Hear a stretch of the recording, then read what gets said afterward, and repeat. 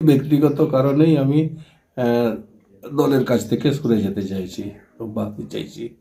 কুনার হেমব্রম সরে গেলে যে দলের ক্ষতি হবে বা কাজ আটকে যাবে সেরকম তো নয়। ভোটের মুখে এবার বিজেপি ছাড়লেন ঝাড়গ্রামের সাংসদ কুনার হেমব্রম। ব্যক্তিগত কারণ দেখিয়ে দল ছাড়লেন ঝাড়গ্রামের বিদায়ী সাংসদ। যদিও এখনই অন্য দলে যোগ দিচ্ছেন না বলে জানিয়েছেন কুনার হেমব্রম। দুদিন আগেই বিজেপি ছেড়ে তৃণমূলে যোগ দেন বিধায়ক মুকুটমণি অধিকারী। প্রথম দফার প্রার্থী তালিকায় ঝাড়গ্রামের প্রার্থীর নাম ঘোষণা করেনি বিজেপি। হারবেন জেনেই সরে দাঁড়িয়েছেন কুনার হেমব্রম। কটাক্ষ তৃণমূলে।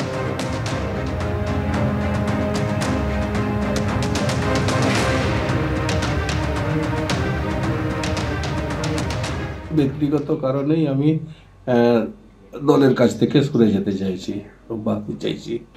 কুনার হেমব্রম সরে গেলে যে দলের ক্ষতি হবে বা কাজ আটকে যাবে সেরকম তো নয়।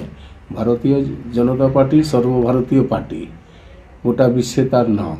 এই জন্য আমাদের ব্যক্তিবিশেষ, আমার মনে হয় ব্যক্তিবিশেষ কোনো ব্যক্তির কাছে নির্ভর করে না দলের ভূত ভবিষ্যৎ। আপনি কি কোনো অন্য দলে যাওয়ার চিন্তা ভাবনা করেছেন? না, আমার সেই চিন্তা ভাবনা নেই। আমি সম্পূর্ণভাবে কি রাজনীতি থেকেই রাজনীতি আমি করতে চাইছি না। আমার অনেক সামাজিক কাজও আছে, অন্যান্য কাজ পড়ে আছে, আমি সেইগুলো আমি করতে চাইছি আর কি। কুনার হেমব্রমের বিজেপি ত্যাগ নিয়ে তৃণমূলের মুখপাত্র শান্তনু সেন কি বলছেন শোনাবো। দেখুন, বঙ্গ বিজেপিতে মুষল পর্ব চলছে। আপনারা দীর্ঘদিন ধরে দেখছেন কেন্দ্রের মন্ত্রীকে তালাবন্দি করে ঘরে আটকে রেখে দিচ্ছে। আপনারা দেখেছেন রাজ্য সভাপতির ছবির ওপরে লাথি মেরে নাচানাচি করছে। আপনারা দেখছেন বিজেপির সাংসদ রাজ্য সভাপতিকে শিক্ষানবিশ অযোগ্য সভাপতি বলছে। আপনারা দেখছেন প্রাক্তন রাজ্য সভাপতি তথাগত রায় বর্তমান নেতৃত্বের প্রতি বিষোদ্গার করছে। আপনারা দেখছেন দিলীপ ঘোষের ঘর বন্ধ করে রেখে দিচ্ছে পার্টি অফিসে। এবং তার সাথে সাথে আপনারা দেখছেন যে বাংলা বিদ্বেষী বিজেপিকে শুভবুদ্ধি থাকা বিজেপির নেতারা মেনে নিতে পারছে না। তার কারণ তারা এটা উপলব্ধি করছে যে বাংলার মানুষের রায় নির্বাচিত হয়ে জনপ্রতিনিধি হব, আবার বাংলাকে বঞ্চনা করার জন্য দিল্লিতে গিয়ে উস্কানি দিয়ে আসবো, এটা নৈতিকতায় যাদের আটকাচ্ছে তারাই বিজেপি সংসদ ত্যাগ করছে। এবং আমি মনে করি এটা একটা ট্রেলার। আগামী দিনে আসল পিকচার এখনো অনেক বাকি আছে। যারা বাংলার উন্নয়ন করতে চায় তারা মমতা ব্যানার্জির সাথে থাকবেন, এবং যারা প্রকৃত অর্থে বাংলা বিদ্বেষী মনোভাব পোষণ করে না তারা বাংলা এবং বাঙালি বিদ্বেষী বিজেপিকে বর্জন করবে। রাজ্য বিজেপির মুখপাত্র শ্রমিক ভট্টাচার্য কি জানিয়েছেন শোনাবো।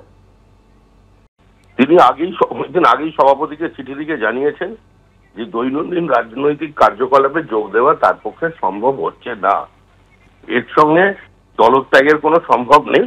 এটাই তিনি দায়িত্ব মুক্তির জন্য তিনি বলেছেন, তিনি অব্যাহতি চেয়েছেন।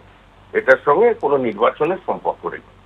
এই নির্বাচনে একজনই প্রাসঙ্গিক, তিনি নরেন্দ্র মোদী। আর রাজনৈতিকগতভাবে যেটা প্রাসঙ্গিক সেটা হচ্ছে স্থায়ী সরকার, নির্ণায়ক সরকার, স্থিতিশীল অর্থনীতি, বিকাশশীল ভারত।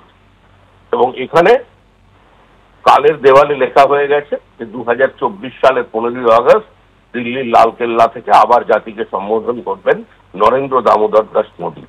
বাদ বাকি যে ধরনের ব্যক্তিত্ব এদিকে যাওয়া আসা, দিবে আর দিবে, বিলামে বিলিমে যা কিছু চলছে বা চলতে পারে, এগুলোর কোনো প্রাসঙ্গিকতা বর্তমান রাজনীতিতে নেই।